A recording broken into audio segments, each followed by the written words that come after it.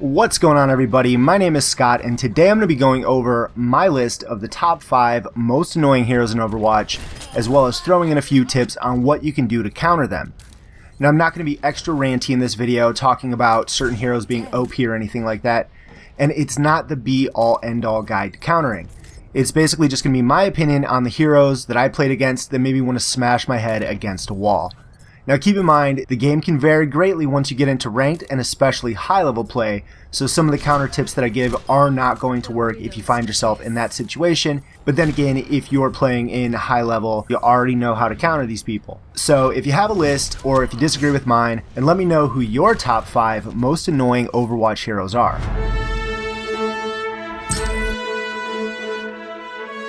Starting off on the list, I'm technically cheating here with number 5, and I'm going to add Bastion and Torbjorn together because, let's be honest, they pretty much do the same thing except one has full-time aimbot hacks on.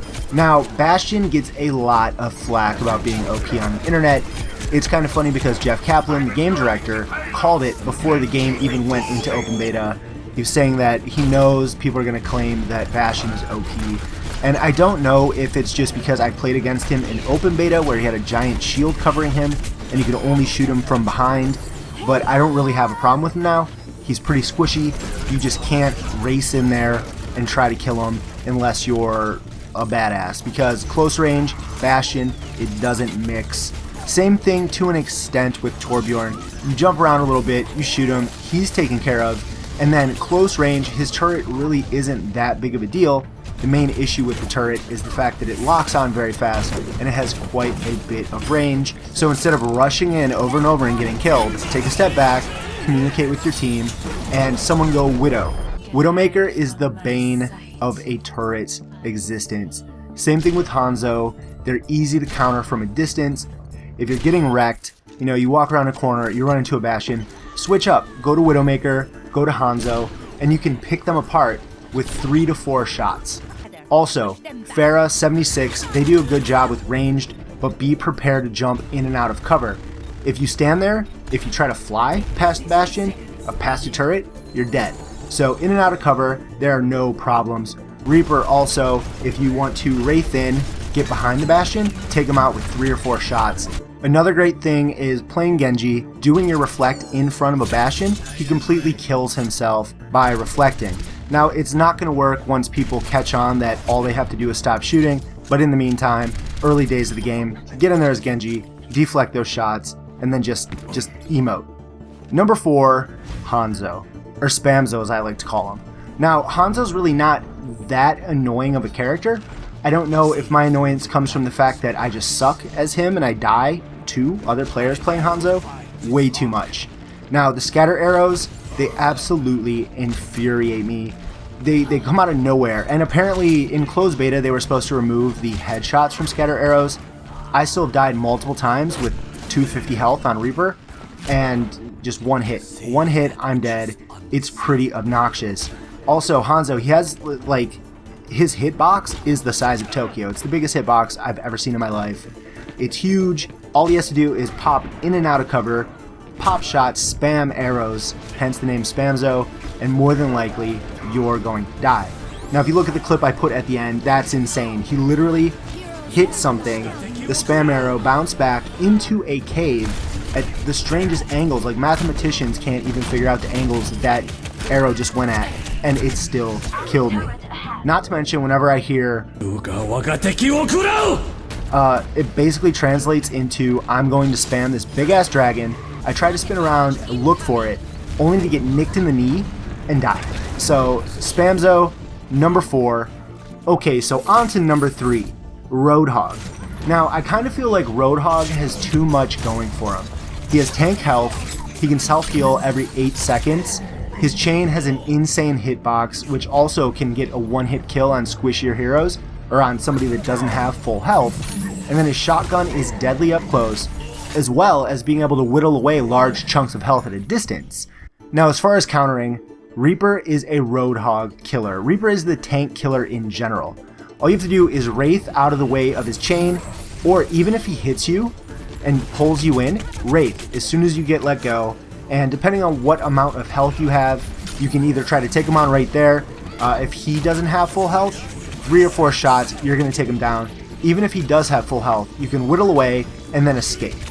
Plain and simple, Reaper is a great counter to Roadhog. If you can avoid the chain altogether, he will be dead in no time. D.Va, she is also a great counter. Her defense matrix does not block his chain, but it does work on his ult.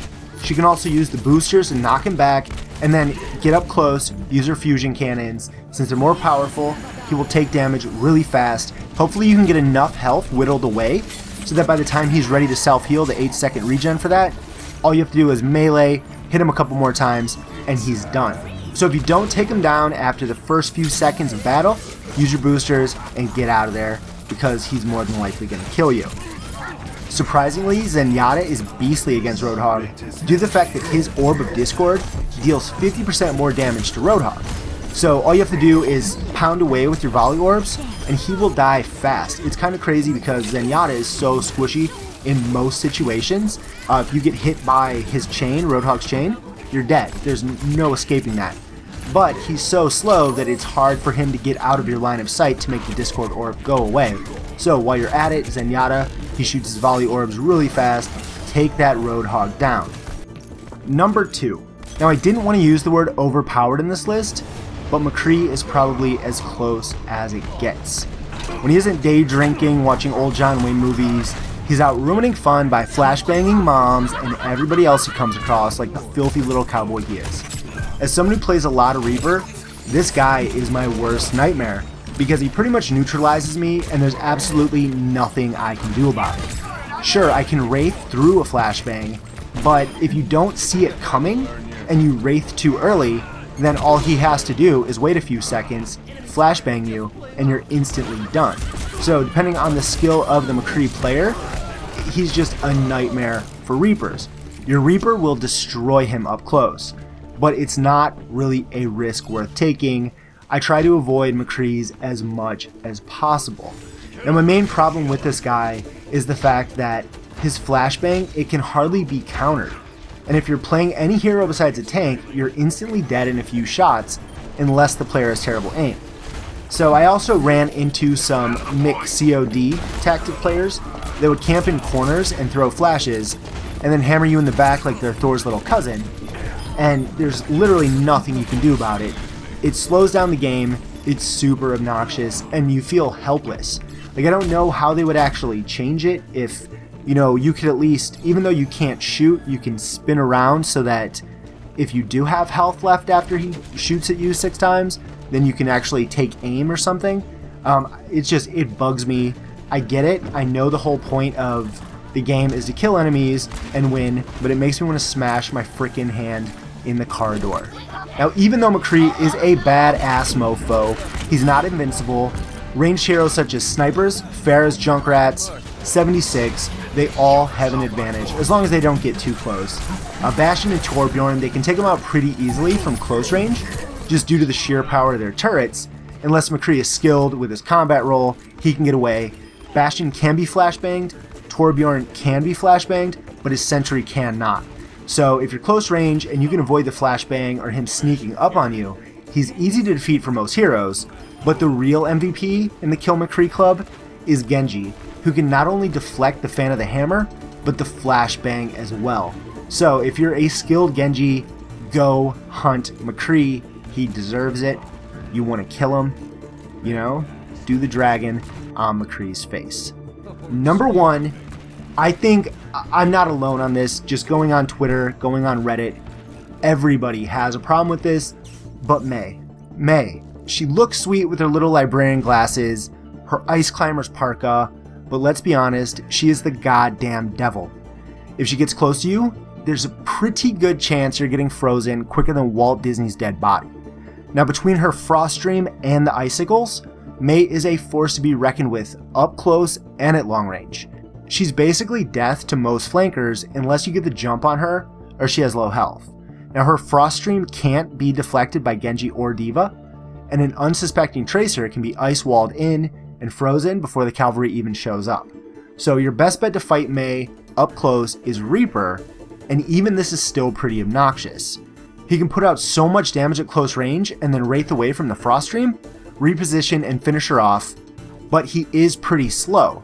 So if you feel yourself starting to slow down even more, Wraith out of there as fast as you can, or Shadow Step if that's a possibility, because she will freeze you.